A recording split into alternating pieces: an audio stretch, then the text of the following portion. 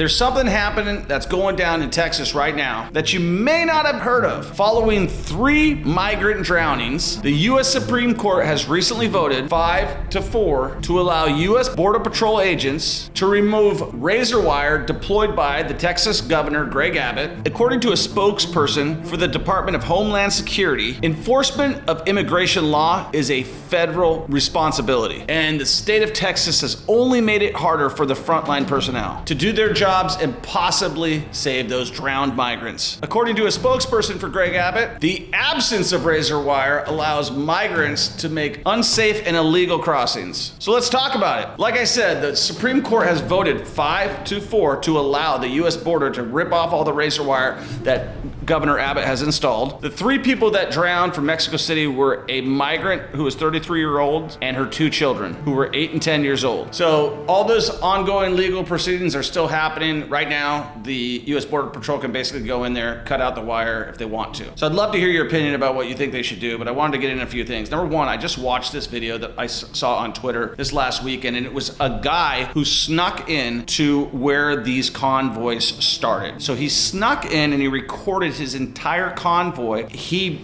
lays out every single thing that's going on with the border that you don't know about, right? So we talk about how this affected these migrants coming across the border in Texas, but I want to talk about a bigger issue. If you follow this guy's journey, and he starts it in Panama, or it might have even been Colombia, and these things, this is an orchestrated effort by the United Nations. These migrants are not just coming from Mexico. They're flying in from China. They're flying in from Uzbekistan, Pakistan. They're flying in and they're joining these convoys in South America, and they're getting like personal items, they're getting face masks, they're getting condoms, they're getting all sorts of things, all things from people outside of the U.S. who work in conjunction with the U.S. to get them into our country, to get the migrants into our country illegally. Why are they doing this? What's the motivation, right? The White House was super happy about their 5-4 victory, saying that basically they're really happy to get after that border and enforce those laws. I'd love to hear your opinion though, because the way it was when Trump was in office, he was building a wall and trying to keep people out. And then the minute Joe Biden goes in there, they stop building the wall. They let all the scraps basically go away. Somebody comes and steals all this crap, and they don't finish the project. And it seems like they're doing more harm than good, because obviously if you're the governor of Texas, your job is to protect the people of Texas. If you got all these migrants that are coming over and the federal government's not going to help you out, you got to take matters in your own hand. Well, when this guy starts taking matters into his own hand, guess what happens? The federal government steps in and says, don't put razor wire up. Well, guess what they did on January 6th? They put up razor wire. So they're saying it's good for us, but it's not good to keep the border secure. It doesn't make any sense. So yeah, basically the big argument here is whether it's state or whether it's federal. So I would love to hear your opinion on whether, I mean, obviously we know that it's a federal job,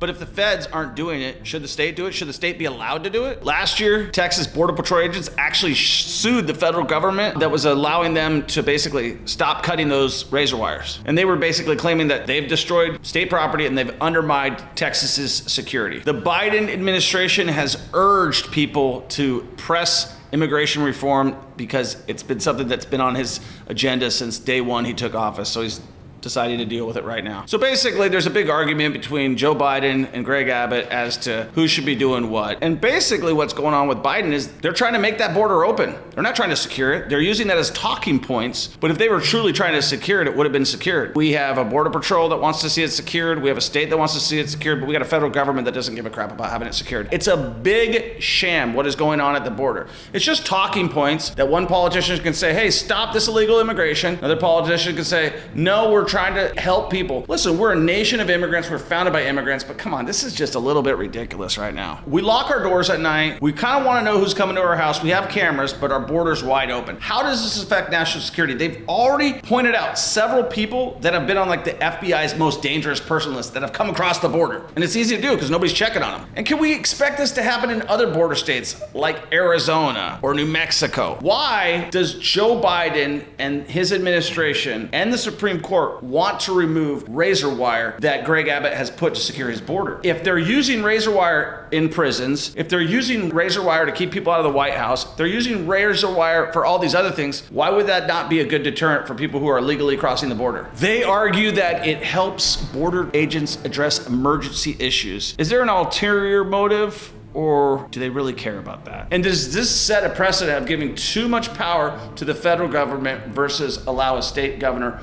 to take care of his own state. Let's address the people who died, and I'm sure there's been more than just 3 people, but obviously 2 children and their mother dying and drowning in a river is not a good story. But if you're breaking into a house and you fall through the ceiling and die, you were still breaking into a house. If you're illegally crossing the border and you drowned by doing it with your children, our job, should it be to save you and make sure you get over here illegally, or should it be to make it clear that anybody that's going across the border is going to be stopped away? And I'm going to give you my personal opinion, but I would love to hear yours. You could blame and say, oh man, it's Greg Abbott's fault that these people drowned because he has razor wire and they weren't able to cross. Or you could argue it's Joe Biden's fault because they wouldn't even be trying to cross if they didn't know it was like open day all day long. Just come up here and get whatever, right? I believe that people respect authority. So right now we have no authority on the border, and everybody knows, like, whenever they talk about Joe Biden, they say, yes, he's good. And these are people who are not citizens of the United States. When the guy asked them several times, what do you think about Joe Biden? They're like, you see, gusta Joe Biden, gusta Joe Biden. Well, that's fantastic because they're potentially his voters, right? Because you're going to see Congress try to do an amnesty law or something before this whole thing's over, because this is all about the votes. This is all about the votes. If they wanted to do this the right way, they would say, you know what? Let's bring in as many people as possible. I'm for immigration. Just let me know. I am pro immigration.